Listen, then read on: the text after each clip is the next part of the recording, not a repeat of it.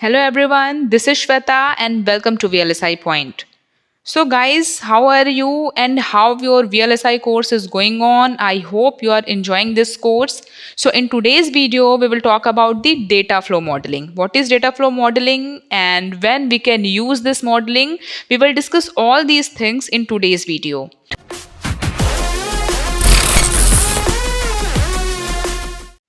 So the learning objectives of today's video are the continuous assignment statement. We will talk about that. Then the restrictions on assigned statement, implicit continuous assigned statement. Then we will talk about the delays, that is assignment delay, implicit assignment delay and net delay. And after that, we will discuss few examples by which today's video will be more clear to you. So starting from the continuous assignment. So actually the gate level modeling is the lowest level of abstraction. You can use this for small circuits, but when there is a complex circuit, in that situation you cannot use the gate level modeling because it will be very difficult for you when you are representing a complex, a large circuit in terms of logic gates. So it will be better if you are using data flow modeling. Mean to say, data flow modeling provides a powerful way to implement a design. So in data flow modeling, there is a continuous assignment, and continuous assignment is used to derive a value onto a net. In data type video, I have already explained that in a net data type, you cannot store a value. It is a continuously driven thing. As soon as there is a change in the input, it will reflect to the output net.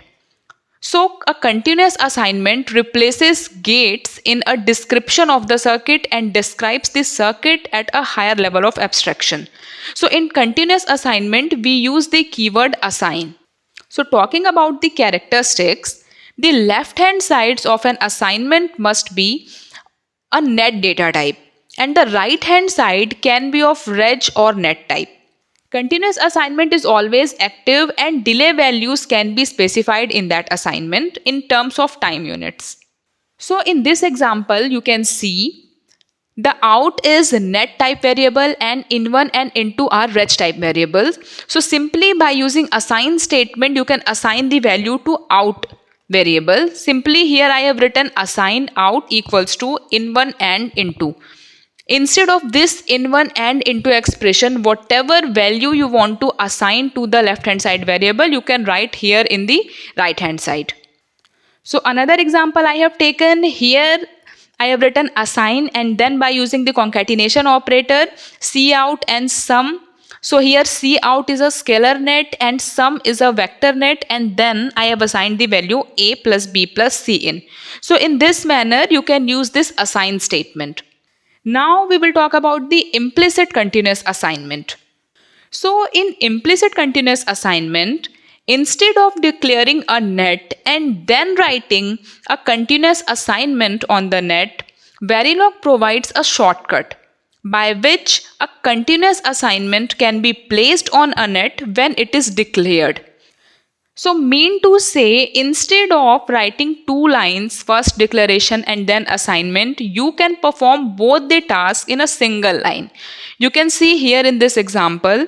In first example, it is the regular continuous assignment. First, I have declared the variable out as a wire type and then I have assigned the value. Instead of that, by using implicit continuous assignment, you can directly declare a value and assign an expression to it in a single line only. So this is called the implicit continuous assignment.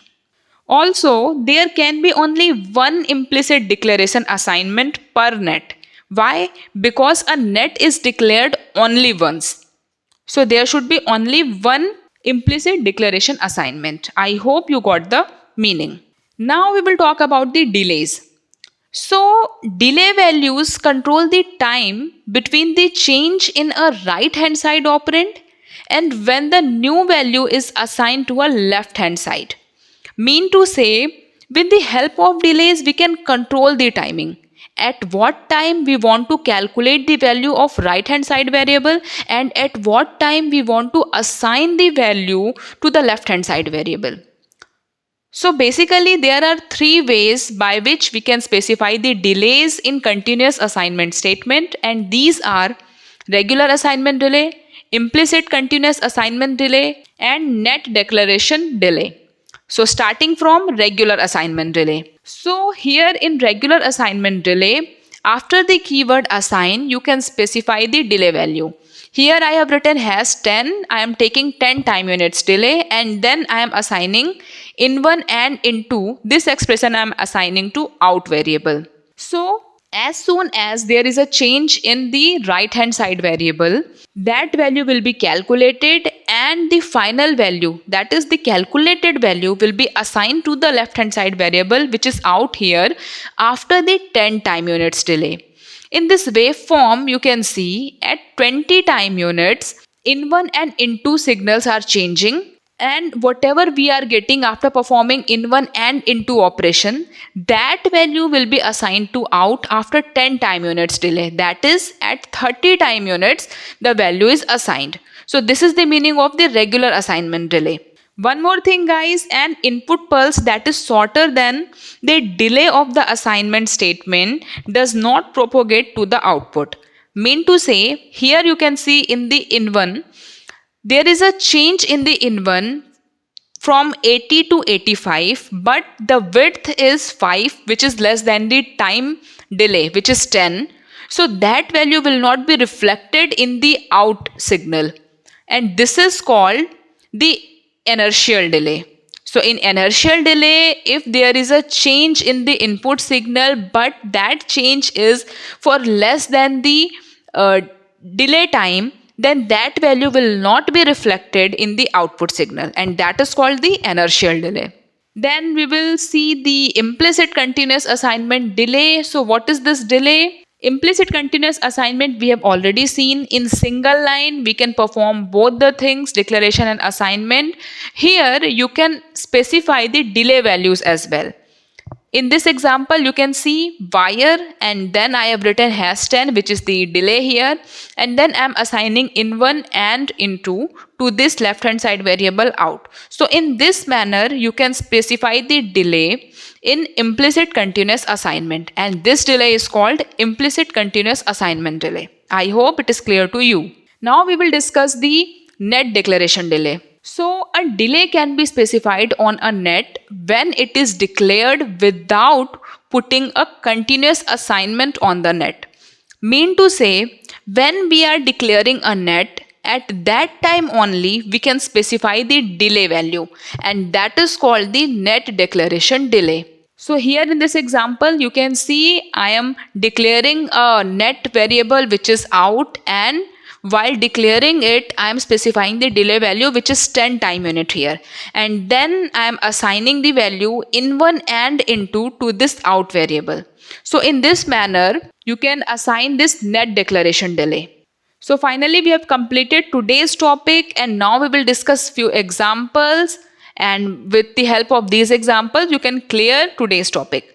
So first example, I have taken 4-bit full adder. So as we all know, in 4-bit full adder, 3 inputs are there and 2 outputs, sum and carry, are there. So here in this Verilog code, first of all you have to write module, then module name, and then all the input output ports. After that you have to declare IO ports.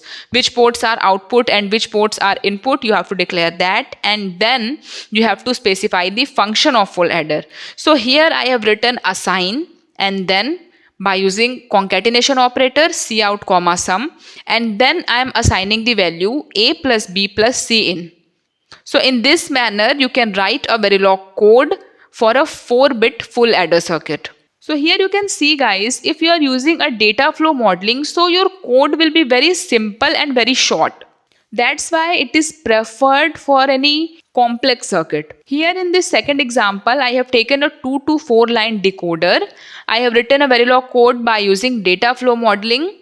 So in 2 to 4 line decoder, as we all know, 2 inputs are there and 4 output lines are there.